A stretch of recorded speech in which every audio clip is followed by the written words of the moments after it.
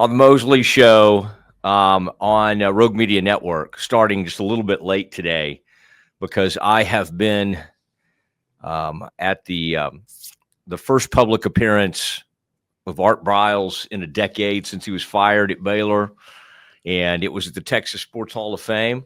Scotty, thank you for your patience. Great to be in studio with you today, live and in studio. So many lights here. So many great audience members. I'm having to put these, I don't normally like to wear sunglasses inside, but these lights that you're shining at me and all these things. And it's warm in here. Scotty, welcome into the show to you, though. Thank you for your patience today. Thank you for just waiting on me and not just going home when we had a big show to do. And good to be with you, man. Good to be in studio. We do this from time to time, and I just walk through people. I was telling former quarterbacks over there at this thing today. Yes, we're just right around the corner. We're over at Rowe. You could come by the studio. I almost thought about bringing Art with me, just right there from the Texas Sports Hall of Fame. But he'd had a big day. And this went on. We ate. The program started at about noon. And when I left at about 1:15, 1:20, still talking. And some people were asking some questions. And one of the questions was, what's the process for getting into the Texas Sports Hall of Fame? And Darrell Luce, a former Baylor great, asked that question. And to which Bruce Geetson then gave this long, I don't know. I think the reason the question was asked was like they were wanting to suggest that Art needed to be in the Texas Sports Hall of Fame. And who knows what will happen on that. The one thing I was kind of surprised about is that, and I saw a lot of friends, saw a lot of great folks there. I thought when they announced this was happening but knowing, how anytime you bring up Art Briles or talk about it in any public way, there's a lot of backlash. There's a lot of people from other schools that like to, from right down the road here at TCU that like to bring up everything. I was surprised there was not more backlash on this public gathering, and there was only one negative. And I say negative; it's just a critical story that was written in the Houston Chronicle just a couple days after the announcement was made that it was happening. Scotty, this crowd spilled out. This was the biggest. They'd had Roger Clemens, they'd had Lee Trevino. This luncheon series, they've had some like incredible members of the Texas Sports Hall of Fame come, and this thing was just massive. And we had a media table, and I kind of felt funny because like so many people still are angry at ESPN and the media in general for what they feel like the role it played in Art's demise, that I kind of thought it might be a situation where if anybody alluded to the media table, Scotty, there might be some booing. They might boo us. I didn't know what would happen. Did you see Roy Nogaltree? I saw him tweeting from the event. Was he at the media table? Oh, what does he look like? Does he have a beard? He does. Kind of tall. Yep. Yeah, nice guy. Yeah, I meant to visit with him a little bit more than I did. Was Mr. Posey at your media table? Yeah, he was there, All and Shaji and Zach Smith. And much like he promised that Bryce did not feel like when we had him on that time from the Waco trib, he did not really think he would probably attend, and he held true to that. He did not. I'm not going to sit here and try to tell you who was there and who wasn't. I will say that every one of the great quarterbacks for the Art Briles era was there, except for RG3, which was not any. RG3 just lives across the country, and he's probably preparing to do a game this week. So I'm sure he would have loved to have been there. Houston's not exactly across the country. Oh, well, all right. I was trying to give him an out, but I'm sure yeah. He's very busy. He has a very busy, big time media job. Yeah, I had him with several houses, so I was not thinking of him in Houston. I believe his primary residence is in Houston. I see him sometimes at the beach, but I guess he's not that far from the beach. But something tells me RG3 does not go to Galveston that much. I suspect you're correct. It was great to see. Nick was there. Nick Florence. Seth was there. Seth Russell. And Bryce Petty was also, don't know if being honored is the right. It was more of like they were just the subjects of this luncheon. They were. It was Petty and then Bruce Geetson was up there moderating, and they did a really nice job. Like as you would expect, Scotty. No questions about. But like I can't. I'm telling you, I barely walked in there when someone that seemed familiar to me approached and said, "What do you think? Do you think he would come back?" And I at first kind of chuckled like, we're doing jokes here. And then it started to dawn on me that, I mean, like the love, I guess I was part of sort of the jaded media world that when this all went down, even though I was friends with Art and had known him, I just sort of knew the anger, and I kind of knew that it was unlikely that he would ever have a head coaching job again. Everybody else got to go on and coach on his staff and everything. But I kind of, I felt, and that's what's happened. That did bear out that he has not had another opportunity. And what I realized is like everybody, I don't know how many people were there. It looked to me like it was sold out in a heartbeat, and you couldn't get like standing, you couldn't get like waiting tickets or anything. You couldn't get on any kind of waiting list. And I bet it was 500 to 700 people. That huge room, Scotty, you've been in there, that you walk in and they just have that one massive, great room that you walk in. I mean, and it's very deep, very big room. And that thing was just, it was completely full, and they'd never had one that big.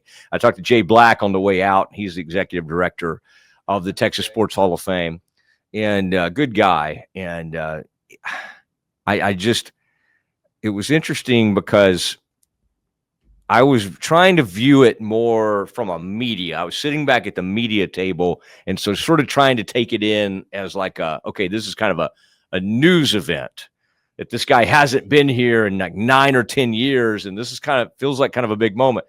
They start by introducing that Grant Taft is there. And Grant Taft's now got to be 92 or 93 years old. The whole place gives a standing ovation.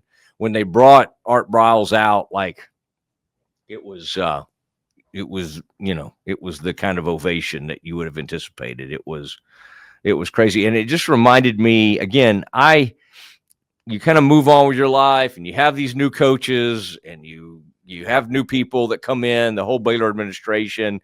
And if you were in that room, Scotty, it was like he never left. It was just like 10 years. None of it had gone by. Like there was nobody who showed up like, I'm going to go show him, or I'm going to go protest, or I'm going to go, I'm going to go have my say. It was, and people they want him to coach again. He's obviously not going to be the Baylor coach again. I think I've told you the story before, Scotty. I think Mike Leach at Mississippi State was getting ready, sadly, before he died, to try to bring Art on. And I don't know, as a coach or a consultant, or what the role would have been. Art even joked that they were kind of saying, what have you been doing for 10 years? And they kind of hit on a couple things. And he said, I don't know. He said, I've had a couple of jobs for 48 hours. And which is true, because Grambling tried to hire him to be their offensive coordinator, and that fell apart in a hurry because of the backlash. I think Southern Mississippi tried at one point, and that was one thing they brought up that I'd forgotten, or maybe I never knew. But before Baylor hired him from Houston, Iowa State tried to hire Art, or thought about hiring him or something, and I really had forgotten if I ever knew that.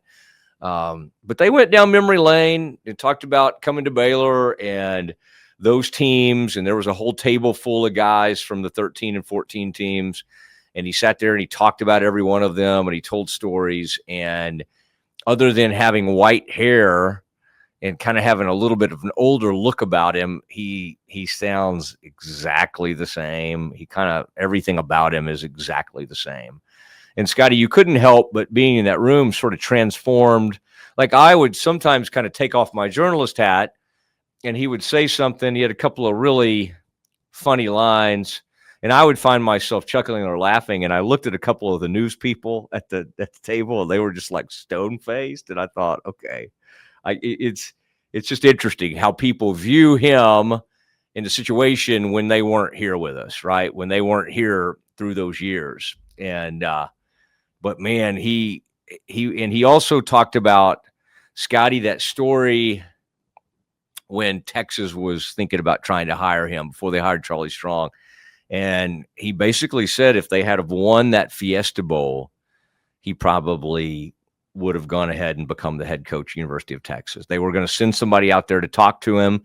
And he said he was so angry and upset about how all that went and losing that bowl game, that was 2013 season, that he felt like he would be betraying his players to leave and all that kind of thing. He also told the story about what he said to Bob Bowlesby about, after the final game at Floyd Casey, and about telling him that he needed to, this conference says one true champion, whether it's Baylor or TCU, you need to declare a champion. You need to. Well, that was 2014 that conversation happened. I thought. Yeah, that's what I was saying. 2014.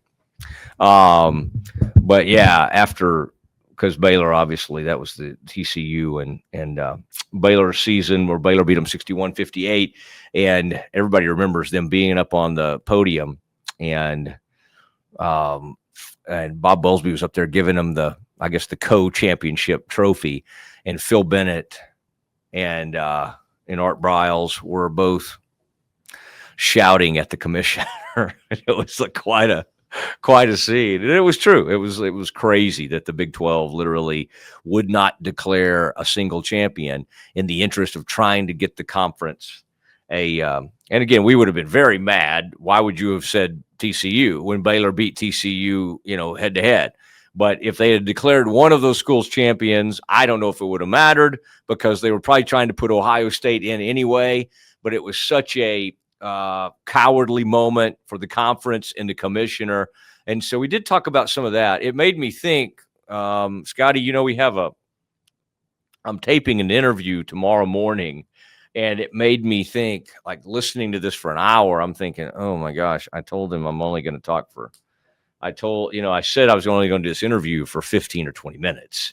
And there's just so much ground to cover, and you can't cover it all. And of course, you can never make everybody happy, because it was the one. Now, when you do an interview with Art Briles, you know that when you put it out there, that half the people, or at least the Baylor people, I would say 70 to 80% of Baylor people still hold him in high regard and have this love for Art Briles. The people who don't have a very, poor regard for him. And then you have everybody else across the country. And I would say once you have a major scandal like that, most everybody just thinks, this guy's horrible. He became the face of that scandal.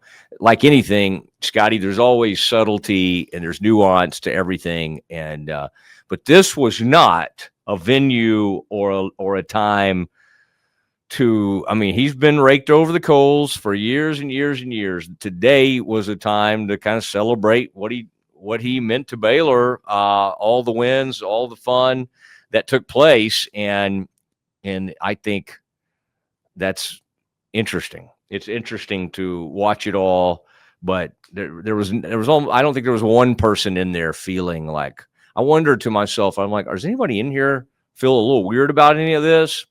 And the answer was no, like a resounding no. It was just, and people like you were talking about Royden and Zach and Jackson, and they weren't around for any of this, and so they're seeing it more from a news, a little bit removed. You had your camera people there, you had a few people, but it was interesting to me that 10 years removed, such a huge name, such a massive scandal.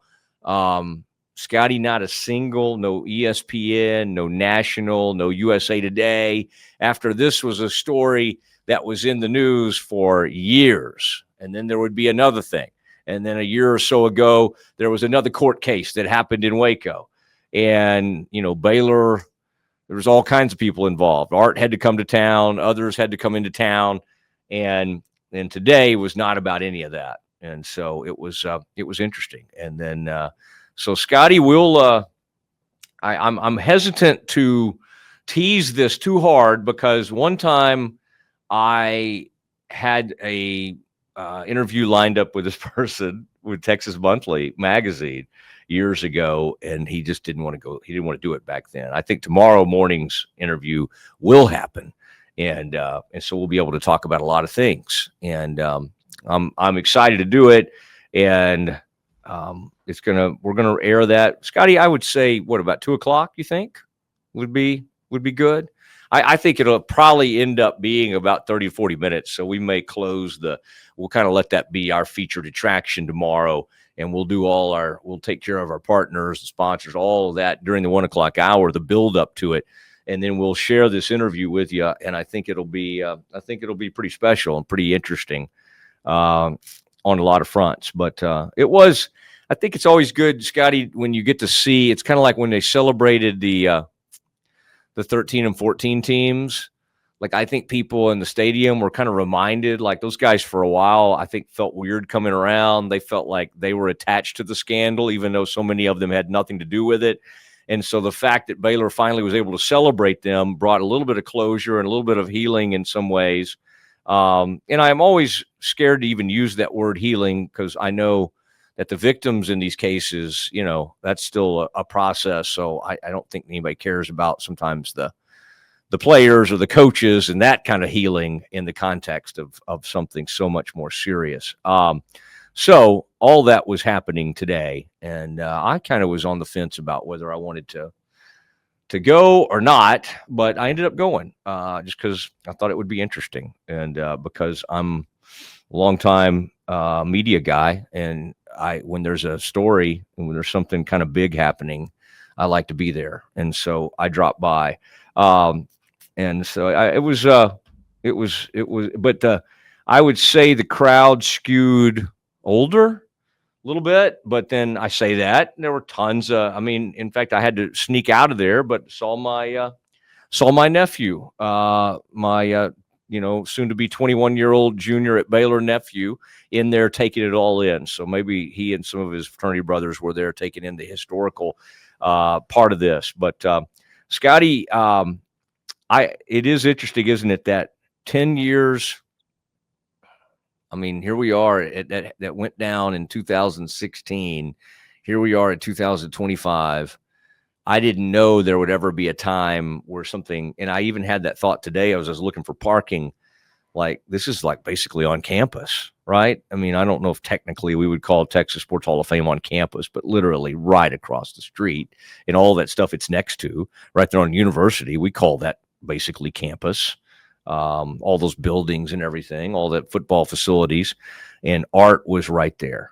And now you might wonder, okay, what kind of Baylor presence was there? No, nobody. The only one was Nick Florence, which he is with Baylor and he does the radio now and he's in development, but he also played for Art. So you can totally understand that. I did not think there would be a lot of Baylor involvement as far as like any faculty members or people, from the administration.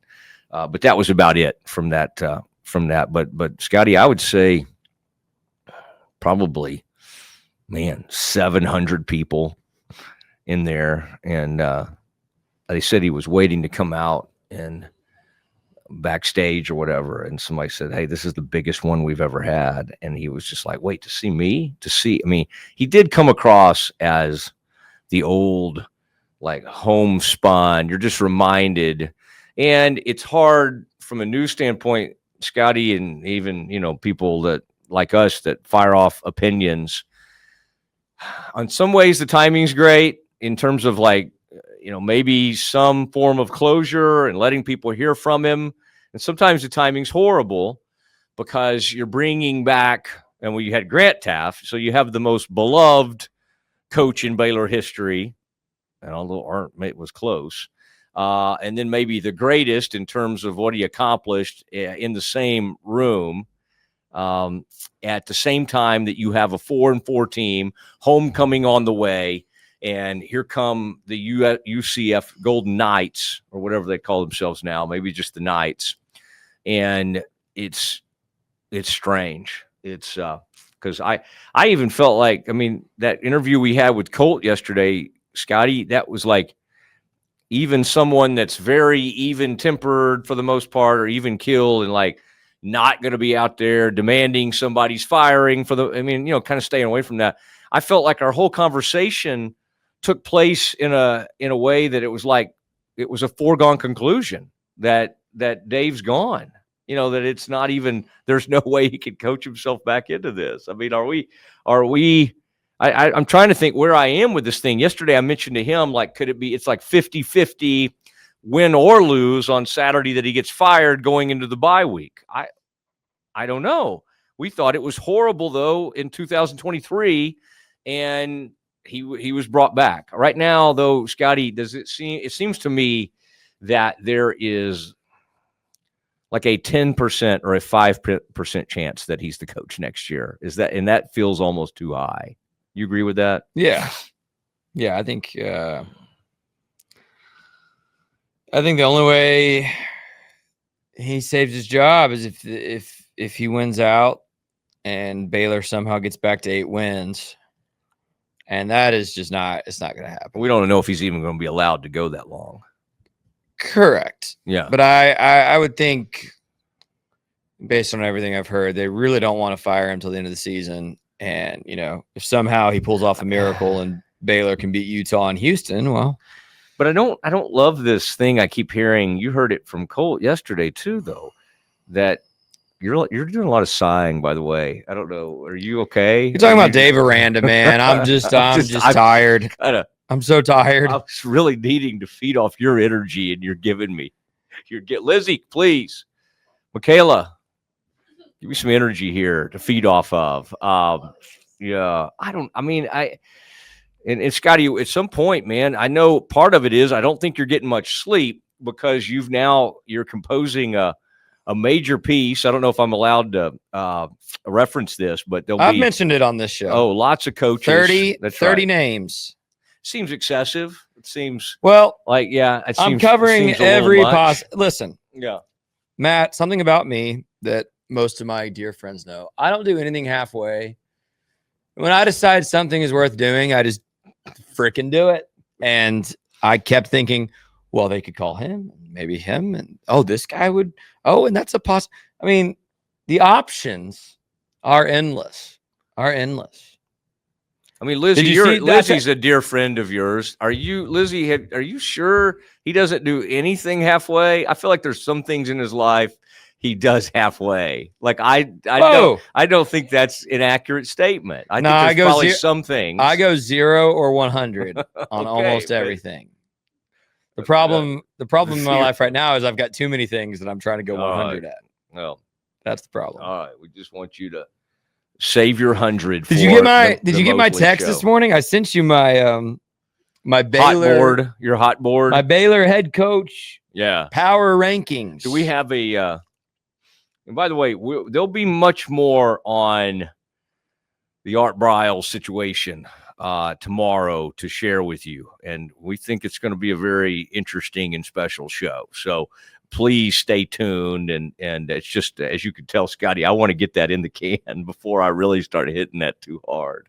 I like to get that thing done, and then we'll talk about it. Do you have a graphic with your hot board, or is it one I just have to read via text at this point? I do not have a graphic prepared. I'm happy to share it. Well, did we find out the age on Casey Keeler and the gang in the Sunshine Band? What is Casey? Now be respectful. What do you mean? That's a great band. All right. Well, so spoiler alert, number 1. By the way, power rankings, this is who Scotty thinks Baylor should hire, not who Baylor will hire. Number 1, I've been convinced of this, Matt. Baylor needs to hire Casey Keeler. How old is he? He's 66.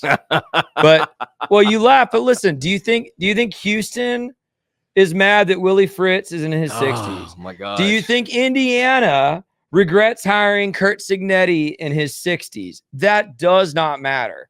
What matters is Casey Keeler went to Delaware, created a viable football program, coached Joe Flacco to be an NFL quarterback, went to Sam Houston State for over a decade, won a national championship, one of the only coaches who could beat the dominant Dakotas, at the FCS level. Now he's at Temple. They're saying he's easily the best coach since Matt Rule, if not better than Matt Rule up there. Yeah, And it's a proven program builder and winner who's recruited for years in Texas, knows the state, knows how to win, will immediately have results turn around on the field. By the way, I believe he's been a head coach for 25. I'll verify this when I have a moment. No, probably like for 50 years since he's 66.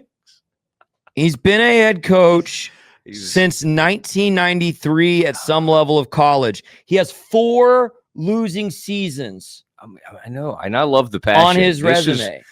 Lizzie, if we ever need to wake him up, we just bring up Casey Keeler. Well, goodness, earlier I wasn't giving you enough energy. Now I'm giving you too much energy. Pick a side, Mosley. I like this. I'm praising you. I'm just saying the Keeler. 4 losing seasons since 1993 for Casey Keeler. Bring him to Baylor. That's number 1. Number 2 for me is Eric Morris. I shouldn't have to explain that one. I think he's going to end up in Stillwater. I think they're going to try to get him in Stillwater, Eric Morris at North Texas. I think I'm hearing Colin Klein on that one.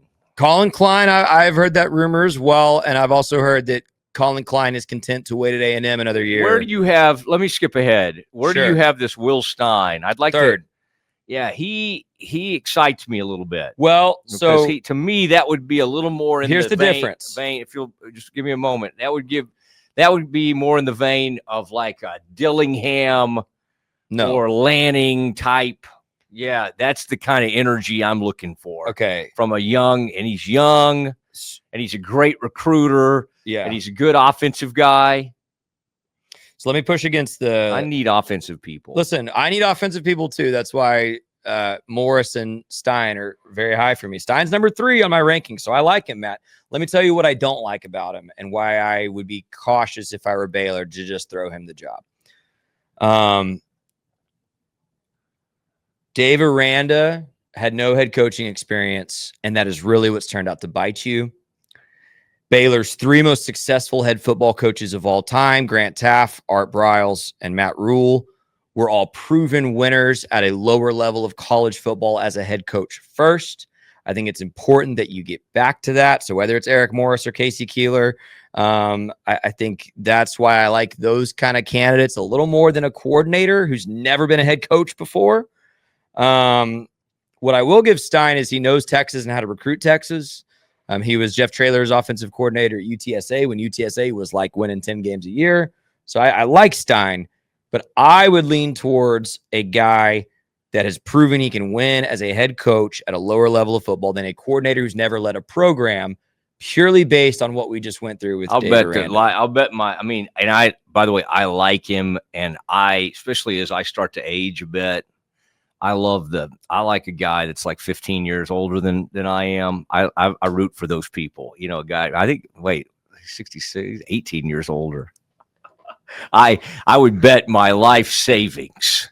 I would bet the Mosley farm that it will not be Casey Keeler, but I love I like where it's going. I like these old coaches. Yeah. And I wish we could get him just a tad bit younger. I didn't say it would be Casey Keeler. I said that is number 1 who because Scotty if you hire for Baylor. Okay, I'm just saying, yeah. Okay. I mean, I'm with you. I'm just talking to Scotty right here. Okay. I'm saying 66 years old, you start immediately on the negative recruiting. Well, I don't know how he's going to go. I don't know how long he's going to be.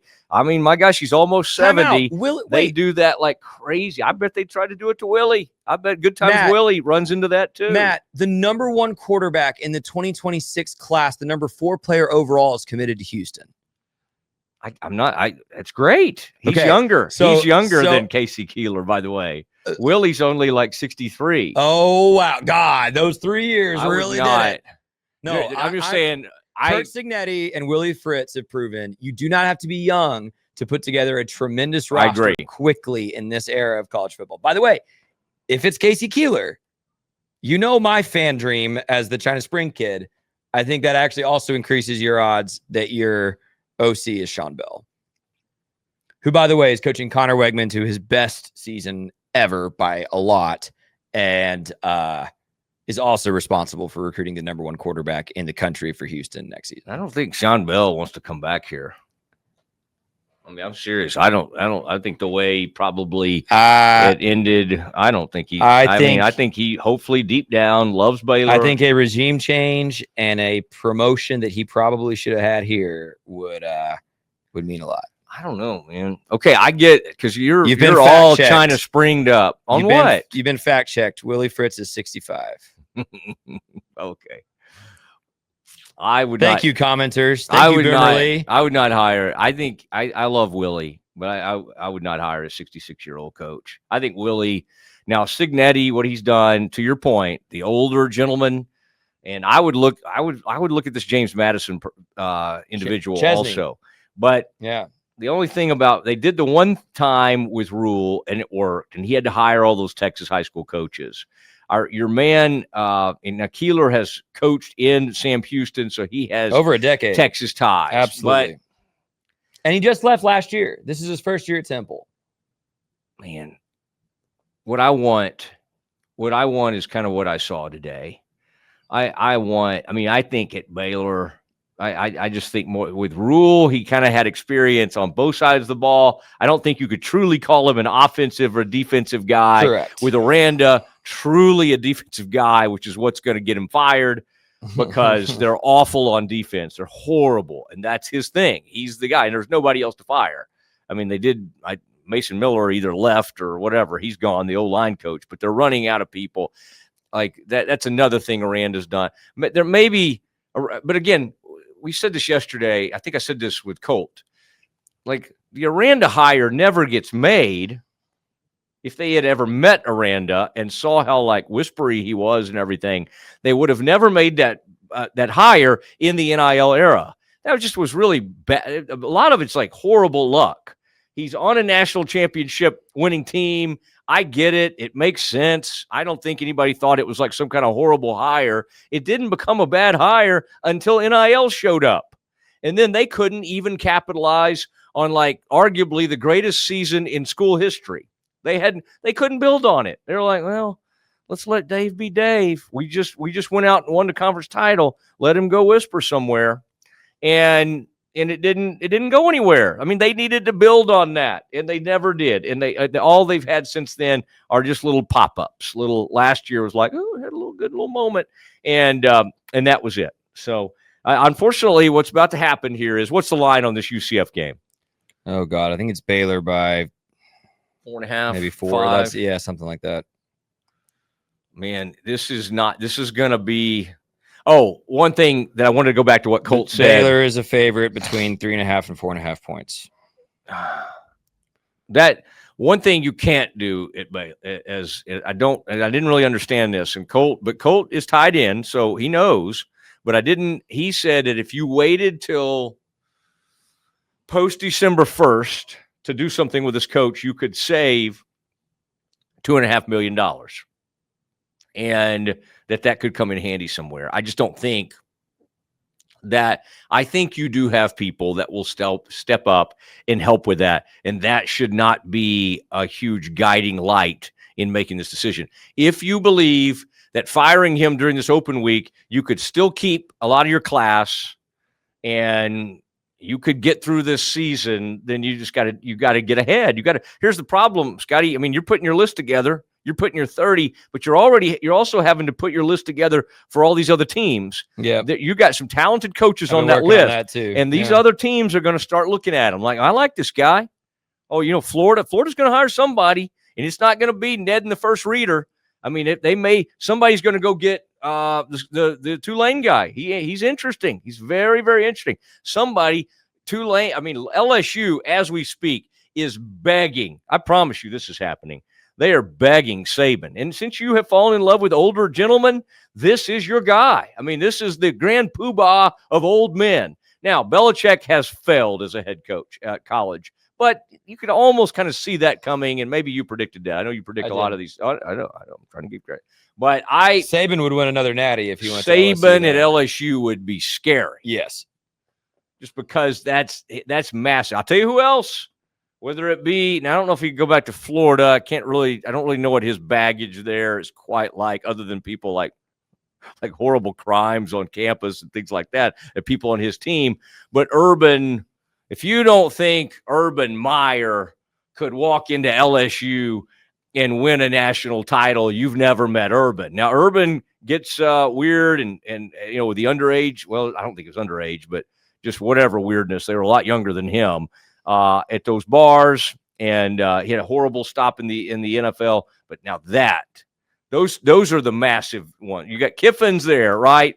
But Urban and Nick are the old men that are up on a much higher level. Now, what's Urban age-wise? We think he's younger than Nick. Well, yeah, but Urban's got to be 61. See, that's 61. That's for a Urban young Meyer. buck. Nick Saban is 73. How old is Bryles? I don't think you put Art on your list. He is not 69. I could not even. I mean, you should have just him just instant recall, going through every play, every season, everything. The thing that you couldn't help go through your mind was like, dang it. We because of all that happened, and it was bad and it was awful. And I'm not saying he didn't, he should have not brought some of these people in. But you couldn't help but think, like, what would 16 have been like? What would 17? What would 18? What was that team in 9? Like, because of some poor decisions and poor talent acquisition decisions and a lot of things that happened, and then people mishandling a lot of things.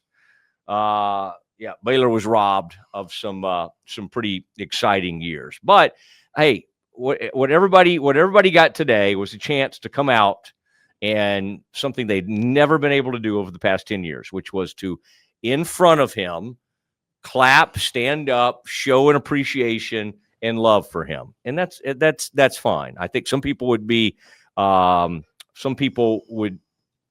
disgusted by that, and some people aren't. And so the people that aren't were in that room today. You've got to stop whatever you're doing. I think it's just because I have these really sensitive ears. Your breathing, your breathing rhythms are really throwing me. Okay, here's what I want to do. I want to do some okay, and now we got some wind.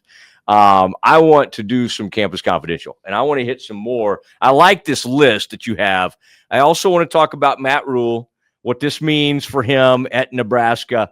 And then I'm starting to bone up on college basketball season out of necessity, because we're going to have a coach search. Perhaps that's going to take up a lot of our airspace, but I also want to start watching these teams. And so I'm starting to have some college basketball thoughts. We'll do that next.